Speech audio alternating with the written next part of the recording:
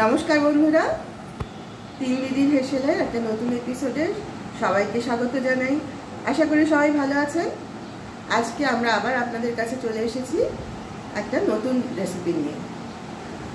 আজকে আমরা যে রান্নাটা করে দেখাবো এটা খুব সহজ একটা রান্না, একই সঙ্গে কিন্তু স্বাদের দিক থেকে কিন্তু এটা অতুলনীয়। তাহলে সরাসরি আমরা চলে যাই আজকে কি করব সেটা দেখাতে। আজ আমরা বানাবো হচ্ছে ঝিঙে চিংড়ির ঝোল। প্রথমে তাহলে উপকরণগুলো দেখিয়ে দিই। আমরা ঝিঙেটা একটু লম্বা লম্বা করে এইভাবে কেটে নিয়েছি। দুটো মাঝারি মাপের আলু একটু সরু করে লম্বা লম্বা করে কেটে নিয়েছি। এখানে আছে চিংড়ি মাছ। চিংড়ি মাছটা আমরা আগেই ছাড়িয়ে নুন হলুদ মাখিয়ে রেখেছি। এখানে আছে আদা বাটা, ধনে গুঁড়ো, জিরে গুঁড়ো, ফোড়নের জন্য গোটা জিরে, লঙ্কার গুঁড়ো, হলুদের গুঁড়ো, আর এখানে আছে নুন, একটু চিনি, আর আছে তেজপাতা। তাহলে চলুন রান্নাটা শুরু করা যাক। আর এই পুরো রান্নাটা কিন্তু হবে সর্ষের তেলে। এখানে গ্যাস জেলে গ্যাসের ওপর একটা কড়াই বসিয়ে দেওয়া হয়েছে। কড়াইয়ে সর্ষের তেল দেওয়া হয়েছিল। এবার তেলটা অলরেডি গরম হয়ে গেছে। দিদি এবার তেলের মধ্যে চিংড়ি মাছগুলো ছেড়ে দিচ্ছি। প্রথমে চিংড়ি মাছগুলো আমরা ভেজে নেব। আপনারা সবাই নিশ্চয়ই জানেন চিংড়ি মাছটা কিন্তু খুব বেশিক্ষণ ভাজবেন না, তাহলে কিন্তু চিংড়ি মাছটা শক্ত হয়ে যাবে। একটু হালকার ওপরই ভাজতে হবে চিংড়ি মাছটা। চিংড়ি মাছগুলো ভাজা হয়ে গেছে। দিদি এবার চিংড়ি মাছগুলো একটা বাটিতে তুলে নিচ্ছে।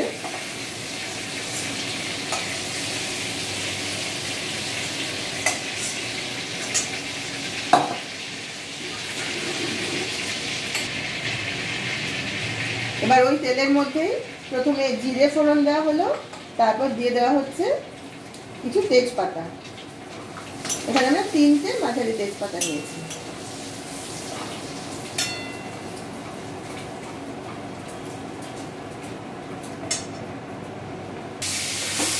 ফোড়নটা একটু নাড়াচাড়া করে তেলের মধ্যে আলুটা দিয়ে দেওয়া হয়েছে। দিদি এবার আলুটা একটু ফোড়নের সাথে নেড়ে নিচ্ছে।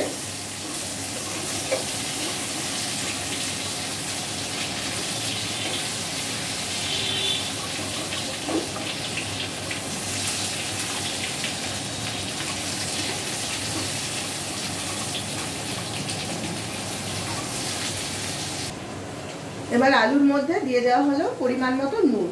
নুনটা আপনারা যে যেরকম খান সেরকম আন্দাজে দেবেন।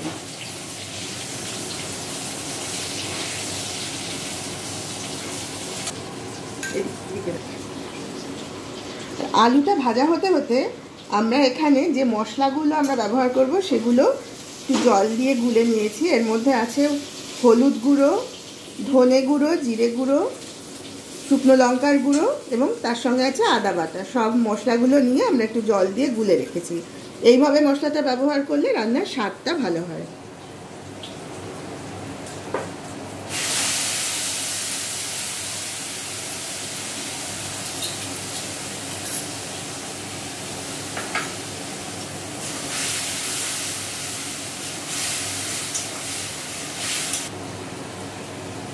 আলুগুলো মশলার সাথে কিছুটা কষিয়ে নেওয়া হয়ে গেছে। এবার কড়াইয়ের মধ্যে কেটে রাখা ঝিঙেগুলো দিয়ে দেওয়া হলো। এবার দিদি আলু এবং মশলার সঙ্গে পুরো ঝিঙেগুলো ভালোভাবে নেড়ে নেড়ে মিশিয়ে দিচ্ছে।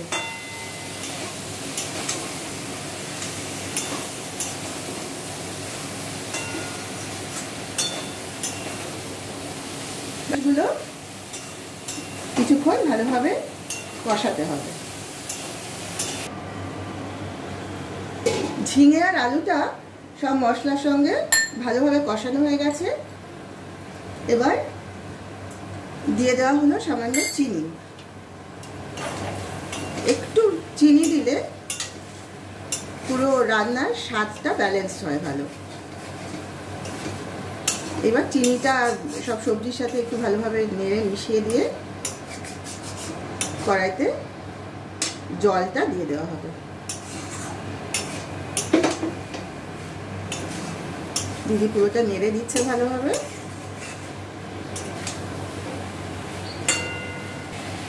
এবার দিয়ে দেওয়া হলো ঝোলের জন্য পরিমাণ মতো জল।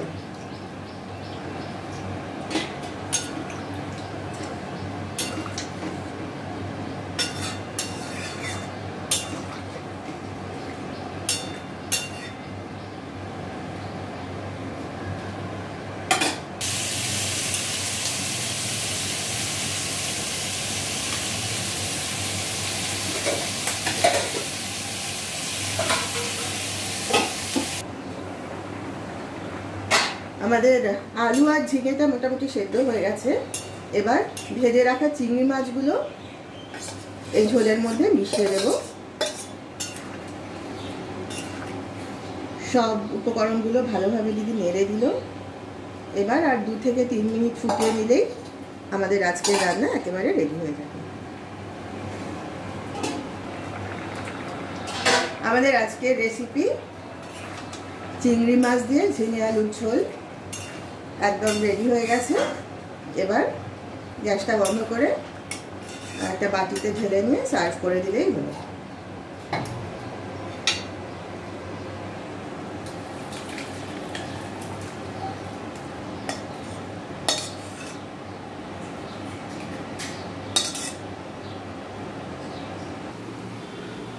একেবারে রেডি হয়ে গেছে আমাদের আজকের রেসিপি চিংড়ি মাছ দিয়ে ঝিঙে আলুর ঝোল।